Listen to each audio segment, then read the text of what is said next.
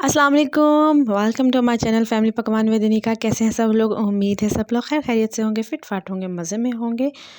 आज मैं बनाने जा रही थी तवे पे शक्करकंदी, और मैंने कहा आप लोगों से भी शेयर कर लूँ कि तवे पे कैसे बनती है, और साथ ही नेक्स्ट आपको ओवन में बनाना भी सिखाऊंगी कि ओवन में कैसे बनती है।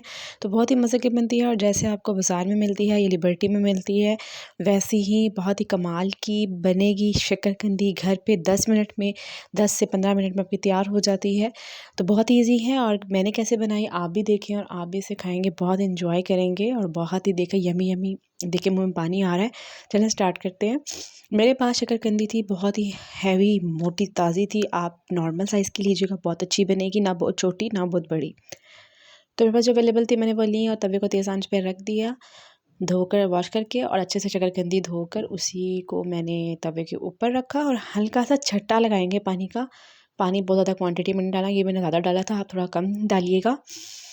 तो इसके ऊपर एक ऐसा कवर देना है जो इसको स्टीम को बाहर ना आने दे। तो मेरे पास देगची अवेलेबल थी, मैंने सालन वाली देगची, नॉर्मल साइज़ की, जो भी देगची आप ले सकते हैं, ये जिसके अंदर ये कवर हो जाए आप वो रखिएगा। पहले तेज़ आंच पे रखिएगा, जब स्टीम बन जाए 2 से 3 मिनट के बाद इसकी मध्यम आंच कर देनी है, धीमी आंच, दम वाली आंच पे इसको रखना है।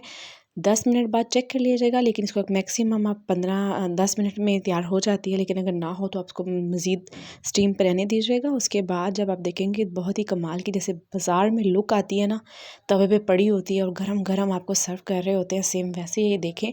जब ये गल जाए चेक कर लें अंदर तक, अगर गल गई है तो इसको फिर आप निकालें, नहीं तो इसकी साइड चेंज करें तो ये ठीक हो जाएगा। उसको मज़ीद दम पे दे देंगे, और कोशिश करिएगा कम पानी यूज़ कीजिएगा, बहुत ही कम छट्टे की तरह से।